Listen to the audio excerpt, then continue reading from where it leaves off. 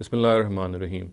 Islamic customs and etiquette are most important in societies, in Muslim societies, because societies are known by these various customs and societies. And of course, a very important part of these customs and these etiquette is the clothes that you wear, the dress and the apparel that you put on.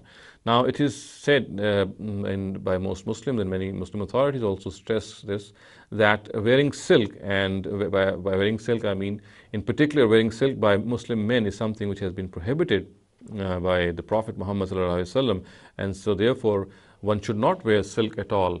And in this case, Muslim men need to be even more careful, because as the Prophet it is reported to have said, that a person who wears the cloth of silk or the apparel of silk in this world, he shall not be able to wear it in the hereafter or in paradise, which of course shows his sternness on the fact that one should not do this.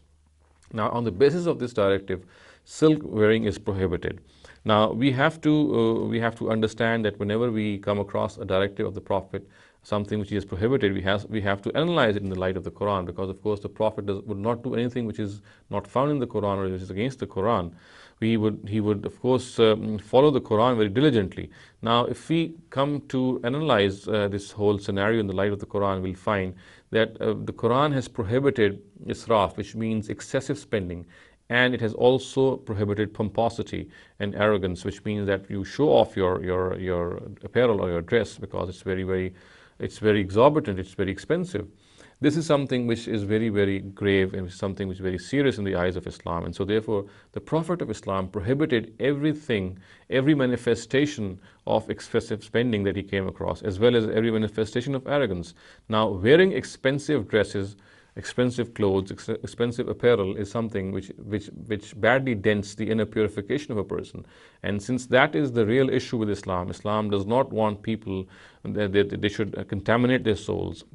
It does not want people to become arrogant. It does not want people to excessively spend. So therefore, the Prophet of Islam forbade all manifestations of excessive spending. Now, in those times, silk was something of the sort. It was a status symbol. It was a very expensive cloth.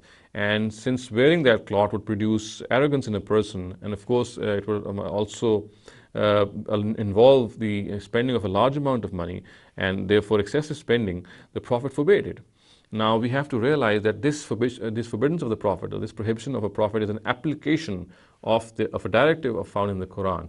So therefore, it is essential to realize that if the Prophet prohibited the wearing of silk, then it is not an absolute prohibition. It is actually based on the Quranic statutes of excessive spending, on the Quranic statutes of not showing off. One should not show off one's apparel and be pompous about it. So we can safely say that the Quran actually prohibited excessive spending, it prohibited pomposity, and while applying this directive, the Prophet actually said that since silk is a means of producing pomposity, since it is a means of excessive spending, so Muslims must not do it. This, in other words, would mean that in societies, maybe there could be societies in the future in which silk no longer occupies the place of a status symbol. Also, it does not involve excessive spending. Then, of course, we will not call it to be a prohibited thing.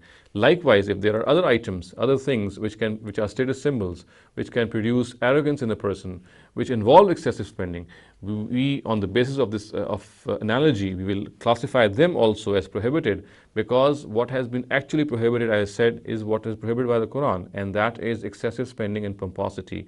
All those manifestations which involve this, all those manifestations in which we find excessive spending and pomposity, we will classify them to be in this category, and we will also regard them to be prohibited. But we must realize that this prohibition is an act of application. It can vary with the society, it can vary with the circumstances, and there could be societies and there could be circumstances in which, for example, as I said earlier, silk is no longer a status symbol. It is no longer something in which involves pomposity or show off or excessive spending. So therefore, in those societies, in those cases, we shall not classify it to be a prohibited item. أقول قولي هذا واستغفر الله لي ولكم ولسائر المسلمين والمسلمات.